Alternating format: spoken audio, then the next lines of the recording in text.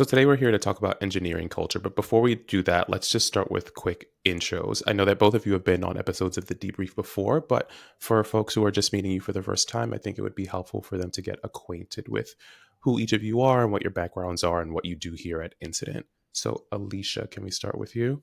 Yeah, sure. So I'm an engineering manager here at Instant.io.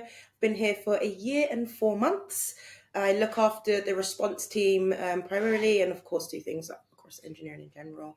My background is in engineering. I was a software engineer for a long time before I moved into management, and I've been a manager now for about 4 years. Yeah, I'm Lisa. I am the tech lead of the response team. So that's the team that Alicia runs. Been here 2.5 years. So since we were like 5 people in a very, very small office. So kind of very exciting to see where we are now and look back on that journey. It's quite mad. But yeah, so before that, I was done some engineering at some other like sort of scale ups in London. And then a long time ago, I was a consultant at Accenture. Um, yeah. Yeah, you have been here for since the very beginning, and I think that's something that I would really love to talk about later on in our conversation is like the evolution of our culture since, since you joined and where we're at right now. I can imagine things are quite different. But let's start off with a pretty broad question. What exactly does culture mean to you? Lisa, let's stick with you for this. So I think culture is about the way that people work together. So if you imagine that you're like a one person company, I don't think that one person company really has culture. That's just like your personality. So I see culture as being the way that different people's personalities interact at like the base level. And then as an organization, you start to want to influence that culture because obviously the way that different people's personalities interact changes the decisions that you make as a company. So as an example, if you have 6 people who are really risk tolerant. So they'll take loads and loads of risks and they're very comfortable in that. That becomes the culture of your organization and it kind of emerges. And that might be something that's a really good fit for your business. So for us in the early days, we wanted to take a lot of risks. That was what we were here for. If you are maybe in a financial sector and you're dealing with like regulators or large enterprise businesses, that might not be what you want your culture to be. And so there are lots of things you can do as an organization to start to influence that and also try and isolate the things that make it magic, the things that are giving you the success that maybe for us, for example, we had in the first year, and then trying to double down on that. And so it's kind of about identifying like your personality as an organization. And I think there's a lot of soft skills there. There's a lot of the how do people interact? How does it feel to be in the office? Like we use the word vibe an awful amount at this company, but approximately speaking, like what's the vibe? But also that translates a lot to what are the decisions and trade-offs you're making in a much more sort of engineering or sales or in whatever part of the organization is you're in. You're always making trade-offs and decisions and prioritizing certain things over other things. And I think if you try and influence that, you end up talking about culture. hmm What do you think? I think I agree like very much so, and I think talking about the sort of personalities and coming together, like you go from 1 to 6, and then you start to create a culture. I think like you said, then you want to get the organization into it, and I think that's the environment, right? That's the processes that support that way of thinking, and the sort of communications across teams. Like how does that work? That fits in with the sort of natural culture that has grown here. And I think that's really important. Like the organicness of culture is really important. And then just sort of, I don't know, like slowly steering that in the direction that you need the business to go in, is kind of like the way that I would look at it. This may be a tricky question to answer, but I'm curious. Have you seen organizations that sort of work backwards? So both of you sort of said that it makes the most sense to, have your, handful of initial hires in place, get a feel for what their skill sets are, the vibes that they bring to the table, and then start setting your culture based off of that. What about an organization that comes into the room saying, I want our culture to be X and we're going to hire for this? Does that approach make sense, or does that sort of pigeonhole you into like a very specific worldview, do you think? I think that I don't think there's such a distinction between those things. I If I agree. if I think about the way Yeah. that we grew this company, like at the beginning, when I was chatting to the founders, that was almost entirely like a culture fit exercise. It was Yeah. what are the things that you care about? What are the things that you prioritize? What's the kind of environment you want to work in? And so I think that kind of emergent culture, we can pretend it's an accident, but most people, when they hire, particularly very early stage, you're going to be hiring people who think like you, who you trust, and you're going to trust people who have approximately the same values and the same culture. So I think that you kind of end up at the same outcome. I think there is a big variation on how intentional you are about that, and also like how much you talk about it. So I think there are some people, and I would put us in that category, where even from the early days, we were always talking about culture. And we were thinking about, we had a culture interview or a values interview. You know, we're always trying to look for people who we think are going to bring something to the culture and who are going to fit in and also enjoy like what we are bringing. And I think that there are other companies where that becomes a bit of an afterthought, where maybe the hiring process is much more focused on skills. And you can end up with some real clashes. And the equivalent, the flip side of that is you can end up with something amazing because you haven't thought about it at all, right? If you throw like 6 people in a room who are totally different, you might get something incredible and end up with an emergent culture that's really interesting and a bit different. Or you might end up with chaos and a lot of early exits and, you know, people falling out because they don't fundamentally want to run the business in the same way and make the same trade-offs. So I think it's a more risky approach if you're less intentional. Yeah, I think like if I was to like start my own business, I would be thinking very strongly about what type of people I want to hire first for what I need done initially, right? And then from there, like it grows, and like, what do I need now? What do I need now? What do I need now? And like that's that sort of evolution of culture as your business grows is the way that I would look at it. So I think it is intentional, but it's organic in the way that once the people are in the room, it's not like this is how you act. It's like, we've hired these people because of how they act. Go and do what you do best.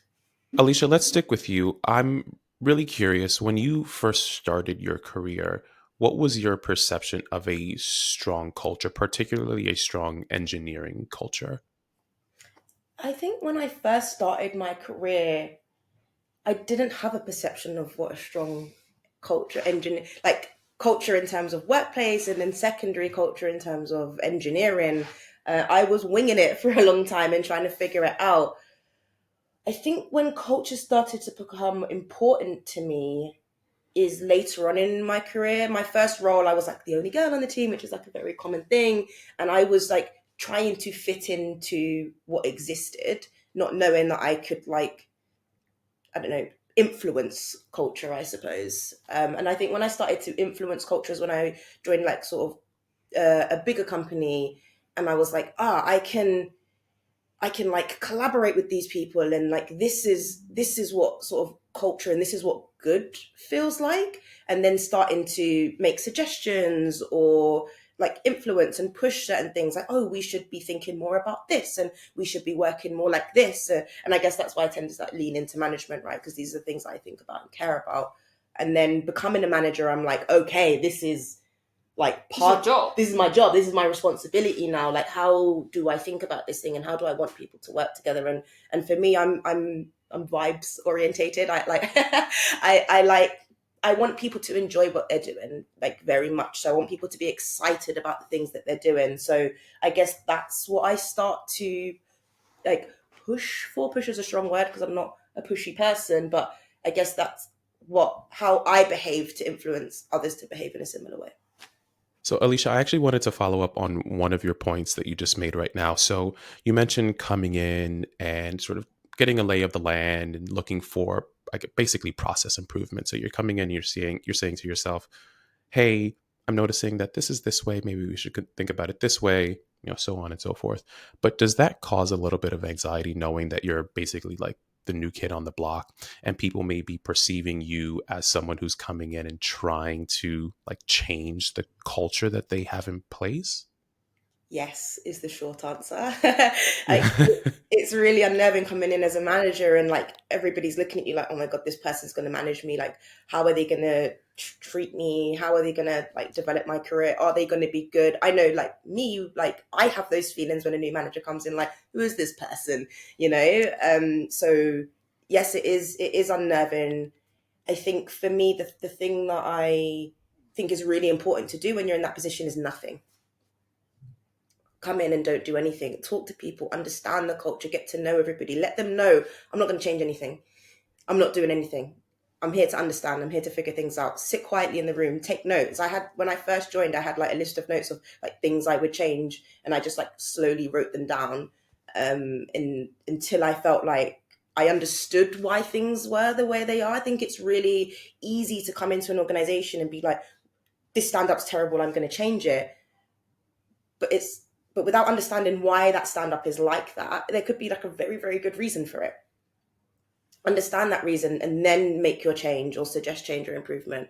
So for me, it is anxiety inducing. The best way to handle that is to do nothing and let people know that you're planning on doing nothing.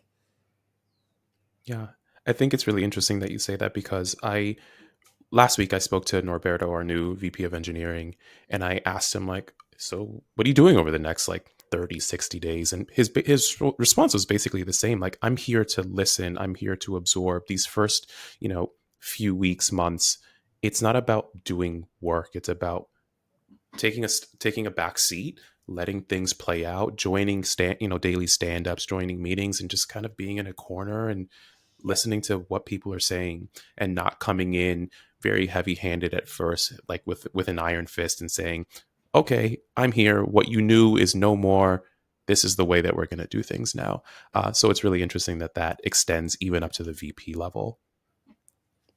Yeah, and Um, like, it's great to see it as well, right? But it gives me confidence in the better and at that level, in behaving in that way for sure. yeah, for sure. Well, let's pivot a little bit. Alicia, I think we'll stick with you for this question. How would you describe the culture of engineering at Incident IO?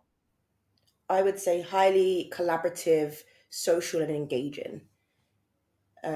We tend to work like closely together at all times, to figure things out together. Like, I am the engineering manager. Within my role, I could very much like run off and make a bunch of decisions, but I don't. Me and Lisa work it out together and we hash it out. And that's true for like engineering managers and tech leads, but also for like tech leads and engineers, and engineers. It's like, let's work together to figure this out. We think a lot about trade-offs. Pace is a huge one, for us, that we talk about often. So for me, like, those things, collaboration, engagement, socialness, they like enable pace. They enable us making trade-offs and thinking about things in the way that we feel like is good and smart. Yeah, Yeah. I'd add to that as well that I think our culture is actually very structured. Interesting. Where, and I don't see that as a negative, but I think particularly compared to other small companies, we build a lot of structures to try and enable that collaboration and enable that pace. Yeah. So as an example, generally speaking, you're going to be on a project and there will be 2 to 4 people on the project that you're on. And I've worked in companies where you sit in a stand-up and basically everyone's doing their own thing. Like, everyone's picked their ticket off the Jira board. And there's some awareness of what you're doing, but mostly it's you and then maybe the tech lead is sort of split across everybody. And so you're kind of, if you were to try and like draw out everyone's lines of communication, you'd get something that looks like a fan, where you basically have all of your ICs in a row. Then you have like tech lead and engineering manager in the center. Yeah. And one of the things that we try and do is make sure that everybody's always like working with other people in the team, partly because it takes the burden off me as a tech lead. It means I can plausibly be on a project and be delivering because I'm not spread so thin. But also it means that you get a chance to learn from other people in your team, and you get a chance to take on more responsibility as an IC. So one thing that we do here that I was really adamant that I wanted us to do, and I don't really think anyone disagreed with me on this, but having seen it go really wrong at Go Cardless, was have engineers be project leads and be accountable. So I think in a lot of companies, project management is this kind of glue work that often falls on like a product manager because of their background, because they're often ex-consultants. They often have those skills, or they're the person who's accountable for delivery, so they end up doing it because no one else is doing it. Or it becomes like an engineering manager or a tech lead or a random person in the team who happens to be good at it. And to me, that's like a real anti-pattern. So one of the things that we saw as a result of that is that we didn't have people who were ready to be tech leads, because in the culture that I had at my previous company, all of that project management was going through that like tri-lead structure, and there was no stepping stone, there was no middle ground. You were either not doing it, in which case you weren't thinking about it, you weren't communicating with anybody outside your team, you were just picking up tickets, writing code, or you were totally accountable for doing all of the communication. And the result was that it was really hard to find people who were good at that because no one was practicing and nobody could do it in a safe space. And I think if you take that and you make it a responsibility that's shared, that means that you can grow people into it. You've got someone who's leading a project for the first time. They're buddied with somebody who's done it 10 times. And then they can learn from that. There's somebody to kind of catch things when they fall. They've got me, they've got you to talk to.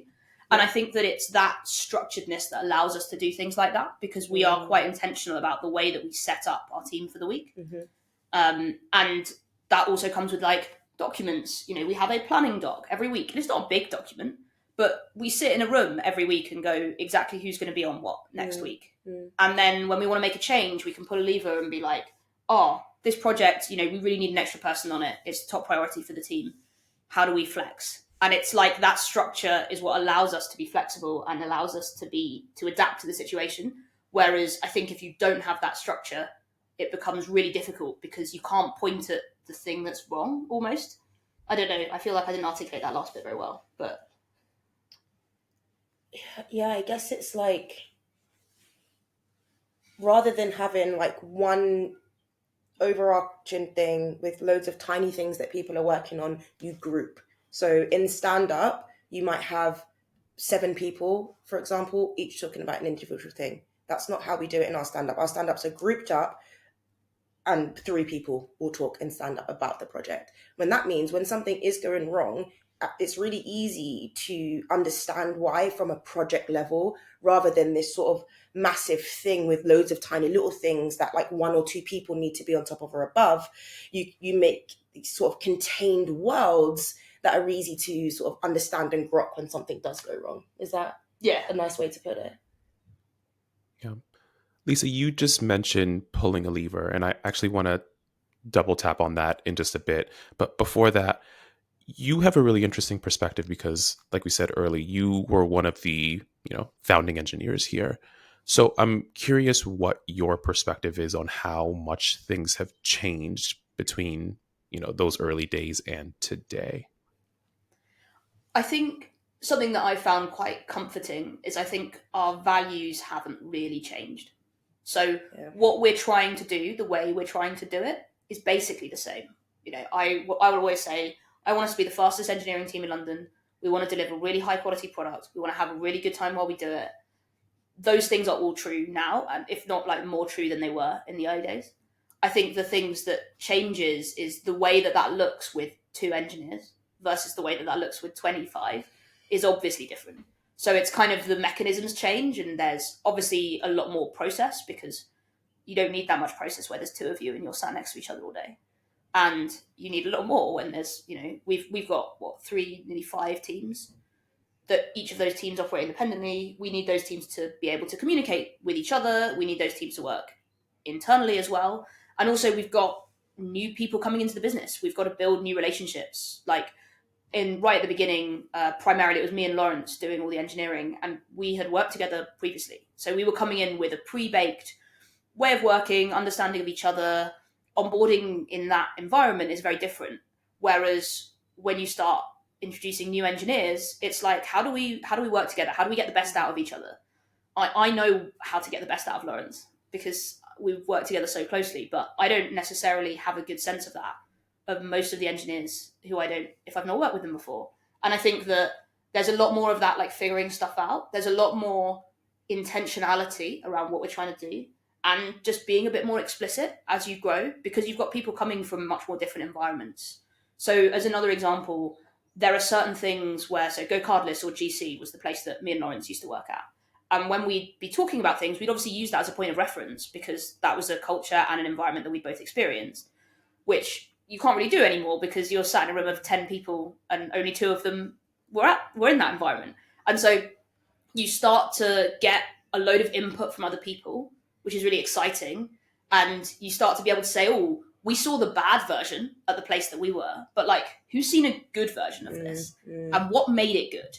and you can start to bring in those opinions from lots of different people to help us drive the outcomes that we want to drive. So like Alicia's a great example of this. Comes in as an engineering manager. I don't think anything's changed about what we want to do, but you come with a whole load of new like ideas and ways of working that can help us achieve those things. Yeah, for sure. I think like kind of what you're talking about is culture add, right?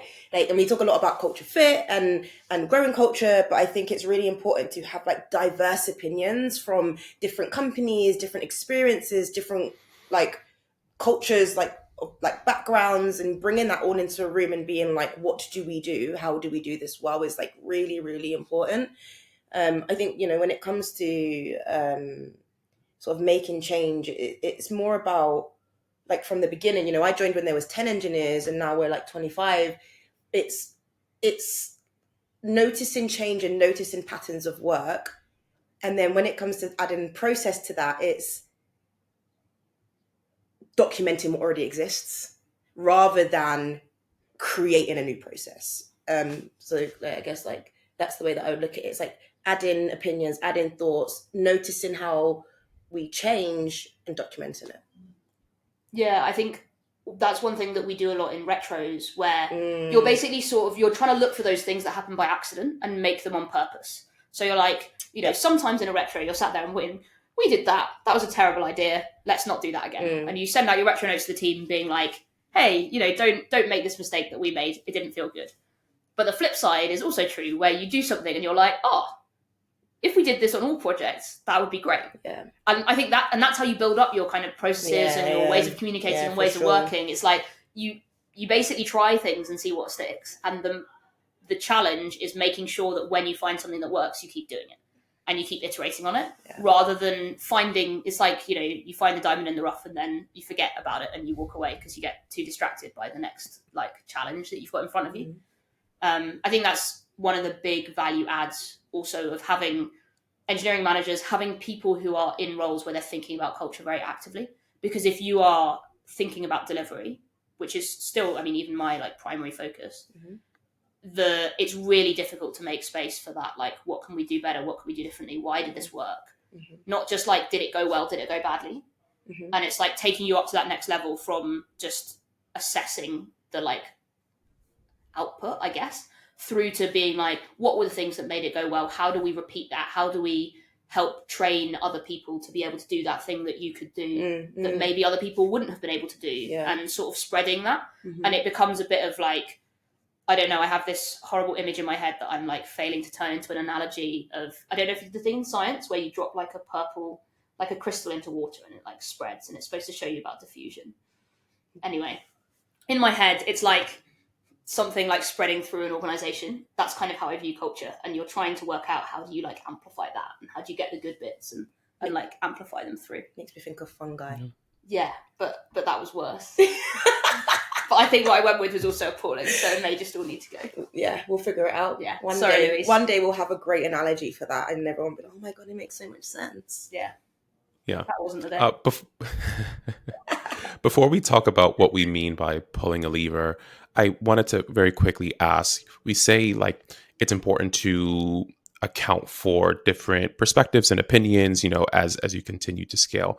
How difficult is that though? Like, I can imagine, you know, you're like you said, it's at the onset, it's you and Lawrence, and you both know how each other work. You know what your perspectives are, so on and so forth. You add one more person, and they're coming from a different company. It might be easy to account for their perspectives and their way of working, but does that change once you're adding, you know, a 10th person, a 15th person? Like, your intentions may be exactly the same. Like, we are going to be very accommodating, listen to people's perspectives, you know, factor that in. But I can imagine that doing that is difficult at scale because you're just accounting for so many more perspectives. Is that a right read? I think it can be difficult if you're not thinking about it and you're just letting things happen. But for us, we're very, very intentional about hiring, who we want to hire, the types of people, the types of mindset that we want that we want in the team. So like that's the first thing. And then the second thing is onboarding. So for me, like one of the in your onboarding doc that I create, it's the first thing is like be a sponge. like take everything in, learn, and it goes back to what I was saying of like do nothing, like understand what we do and why we do it, and then make suggestions. Because it's the same thing whether you're a EM, whether you're VP or an engineer, coming in and trying to influence and make change straight away, you're gonna like, you know, get people's backs up. You're gonna be like, well, you don't understand why. And I think that then you start to create conflict and you start to have those challenging discussions. So if you set the expectation from the very beginning, you hire the people with the mindset that you want, and then you set that expectation of to be a sponge and understand why first. When suggestions do start to come in from those people, they make a lot more sense to the environment that we have and the type of sort of culture that we want to grow here. I think the other thing I'd add to that is I think documentation is really important as part of that. So it's really hard to challenge a culture that no one's admitted is there. And it's much easier to challenge something when someone's written a document that says, this is the thing we care about. These are the trade-offs that you'll make, that we want to make. This is the way we want to work. These are the processes we want to have. Because then if you turn up and, you know, you've done your sort of 4 to 6 weeks and there's something that doesn't feel right, you can look at the document and kind of go, is this work as planned or work done? Is this what's supposed to be happening? Or is this like something a little bit off? And that's really useful as a way of trying to understand what is your next step. Because if you disagree with the document, then you can have a conversation about that document. And again, it becomes kind of attack the problem, not attack the person. And it's like, oh, I actually disagree with the premise here. I think that you could get a different outcome via this route. Let's talk about it. If you're not seeing that in the document and you agree with the document, but you don't agree with what's happening, you're still in a really good position because you can be like, hey, I read this document. I thought that made a load of sense. I really buy that. I don't necessarily feel like we are living to that right now.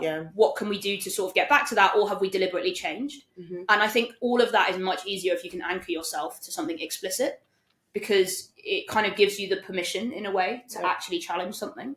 I think it's like, just for me, it's just thinking about all of these things actively and not letting them passively go by you, or it's being really, really purposeful about it.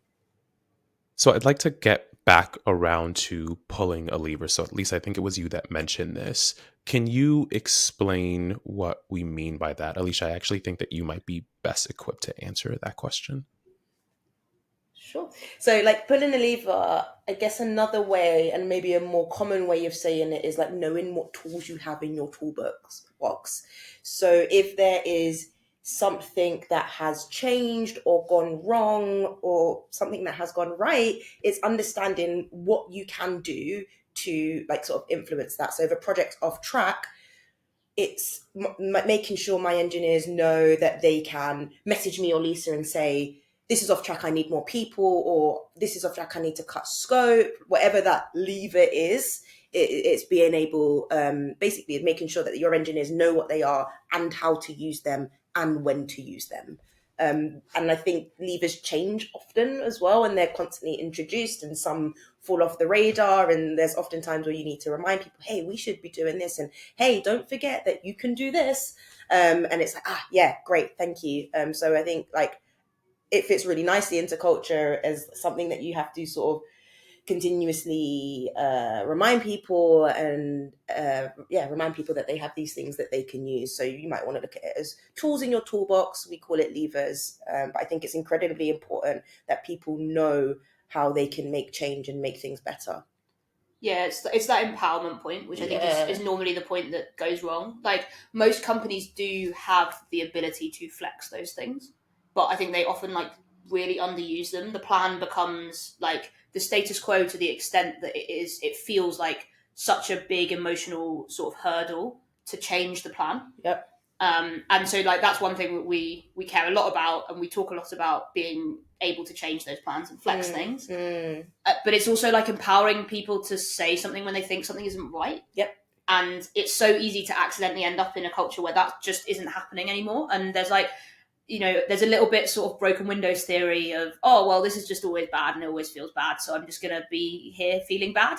And making sure that everyone is aligned on what we think good looks like, and whether we think we should be in that good place right now, or, you know, maybe there is some external factor that means that we can't be this week. But we should all be aligned on what we think we should be, like, where do we think that the team should be this week? And then if that doesn't happen, what are the options that we have to do something about it? And one of the most impactful things I think you can do to help that is to listen to people when they pull a lever. And the problem is you have to do that 10 times. And if on the 11th time somebody pulls the lever and it doesn't work, then they won't do it for like 3 months. Yeah. And you took the words out of my mouth in that, like, the most important thing when someone does pull that lever is to react to it. Because if you don't, they're like, you're basically just like waving a flag in the dark, like, oh, help me. And then so like, you're not going to ask for help again. You're not going to ask for that support again. So when that lever is pulled, it's like, you're on. It's be incredibly reactive. If Lisa comes up to me in the afternoon and I'm typing away in a document and he says, I need to talk to you about something, let's go. Let's sort this out and hash it out and talk right now. Because that is the most important thing to enable engineers, tech leads, whoever it is that you're working with, to move quickly and do what they need to do. So most important part of pulling levers is react. Yeah, and that comes back to, obviously we talk about pace a lot. If we think about blockers, like the most impactful thing that I can do normally is to unblock someone else. And so again, it's like how do you make sure that you kind of arrange like your calendar and sort of your work life, if you like, such that you can react, such that you can unblock other people and you don't become that bottleneck. Yeah. You actually both answered the question I was going to follow up with, is like, I can imagine as someone who's pulling a lever. So I think I remember in the conversation that I had with Lisa a few months back on how to run meetings that don't suck, I think one of the things that you mentioned was like being able to pull that lever in a meeting that's like just wandering. Like the objective that you set is not the objective that you're getting to in that meeting. People are off doing this, that, and the third, and being able to pull that lever and to say, we're not doing this right now. We need to come back once everybody's organized, so on and so forth. But my question was going to be, I can imagine that being the person pulling that lever can feel quite, I guess, icky, for lack of a better word. Like you're the person coming in and saying, no, I know that we had these plans, but I don't think they feel right. I can imagine that like doing that just feels a bit disruptive, and people are looking at you like, well, now you're the reason we aren't doing this.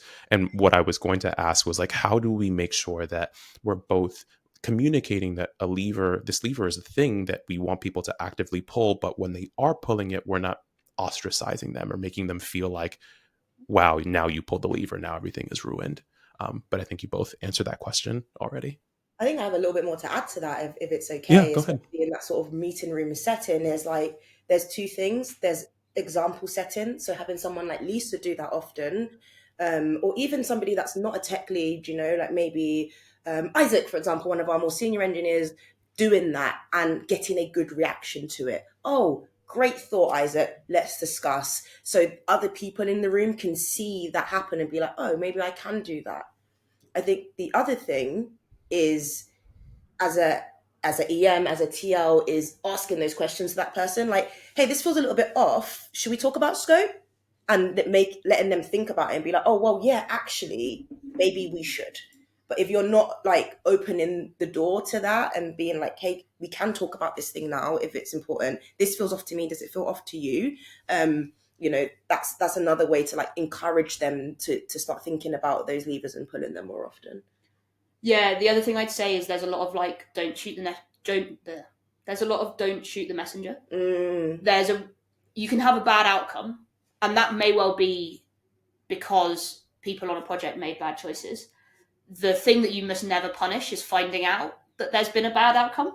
Like bad news is good, because if I don't know something's going wrong, I can't help. You can't help. Yeah. And so there's a way that you can explicitly reward when somebody comes to you and says, this is not where I wanted it to be, or this doesn't feel great. Your initial response, you have to mask the bit of your brain that might be going, I'm really grumpy that this has gone badly, cannot come out, right? Yeah. Like your first reaction has to be, really glad that we're talking about this. Let's figure out how to problem solve. And later in a retro, there might be a bit of, how did we actually get there? That doesn't feel like we necessarily made the right trade-offs. But if that's the first reaction that you have, is immediately being like, well, why are we in the bad state? It feels negative, it feels scary, you don't want to say it. Whereas if your first reaction is, great, how do we fix it? And then you sort of leave the like, how did we get here for a bit later, it becomes a much more positive thing. Yeah. So let's talk about our values for a second. Alicia, would you be able to speak to how they've evolved over time? And one of the values that I'm actually really, really curious to sort of double tap on is our embrace the chaos value. Yeah, so like, when I joined, I think we had less values. We had a values interview, Yeah, and we didn't really have values. We Yeah. just had a values interview yeah. that had some values in it. I think it's like it goes back to that beginning bit of like that intentional culture, right? Like the founders kind of know what vibe and what culture they're looking for, so it's like interviewing for that. I think the way that it's evolved over time is like the growth of the business and wanting and needing more structure. So embrace the chaos, for example. When you're in a scrappy startup, there's 10 engineers. It's like, yeah, let's like everything's like da da da da da, and you're trying to like figure it out, and it's like embrace that, and things are going to go wrong, and customer requests are going to come in, and we're going to tell you no, not that, this, stop doing that, do this instead. And like it's really important that you're able to like rapidly context switch multiple times a day, and it's going to be annoying and it's going to be frustrating, but I need you to be able to handle that and take that in your stride. I think how that's evolved over time is we want to still be reactive and be able to content switch and figure things out, but we don't want it to be chaotic. We've got more junior engineers in the team now. We've got a lot more people. There's different parts of the organization that need to interact with each other. Having 80 people running around is not great, and is the bad part of chaos that we don't want to embrace.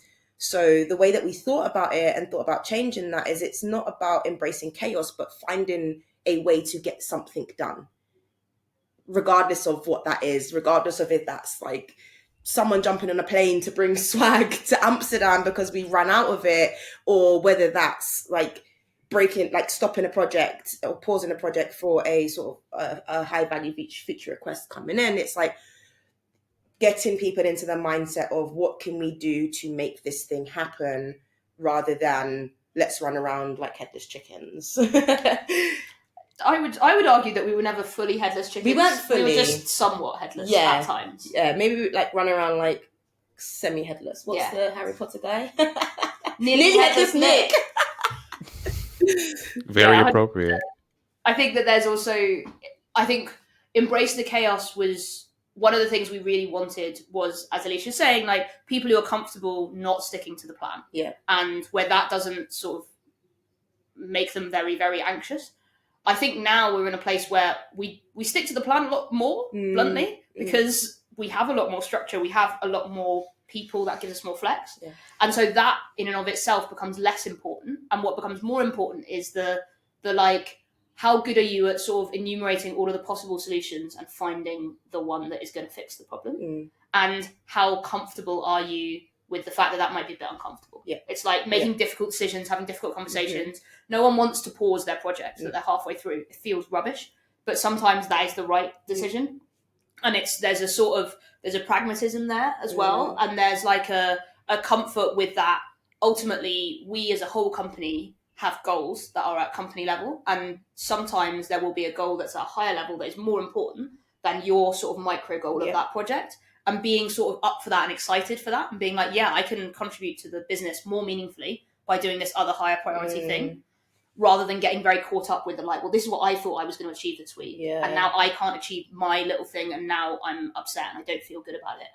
And I'm coming home feeling like quite deflated. I think it goes back to what you were saying earlier about being able to have a problem and be like, all right, let's find the way to fix it, and we'll think about how we got here later. It's like the same thing, right? But maybe we're talking about it like a bit more of an org level than a team or project level. But it's like, let's stop, let's figure the thing out, and then later on we'll be like, where did this project come from, and and like how can we like change this or make this better or make this not feel so bad next time. Those conversations can happen later. Let's like find a way right now. Cool. Well, I'd love to end on asking each of you what your favorite part of our culture is. Lisa, let's start with you. I think I would say the relationships that we have with our customers. So when I came from a fintech, and direct debit is really important, And businesses literally like wouldn't run without it. No one is excited about their direct debit provider. I can tell you that with a lot of experience. Nobody turns up like bounding into a room being like, oh my god, I just had this incredible conversation with this customer, they're so happy with this thing you shipped. Like that had never happened to me until I was at this company. And I think that there is a culture of trying to really plug everybody into our customers. Like they're the people who are paying us, they're the people who are keeping this business alive, they're why we're here. And so the fact that I get to see all of that feedback coming in Slack in particular, and in like little snippets from calls, where when somebody says something nice about something you've built, I don't know, for me, it makes me feel amazing. I'm like a child that's been given a gold sticker, and that just keeps happening, and it's still happening now. And I think as the company scaled, we found different ways of making sure that happens. But ultimately, I'm still in the customer channels with some of our like key stakeholders in our biggest customers, and I see kind of firsthand the feedback, the experiences they're having with the product, and that's the thing that makes me go, oh, I'm going to build this really well, and that's what keeps my quality bar high. That's what keeps my energy levels high, and that's what helps like me deliver back to those customers. And it's that loop which is if you don't have it, it's kind of really hard to spin it up. It's like kind of momentum building. But once it's there, it's this really lovely kind of feedback loop where you ship something great and a customer thinks it's great and they're like, oh, I had a really good time with this. It was a really like lovely moment for me. And then you go and ship the next thing really well because you're excited from that feedback.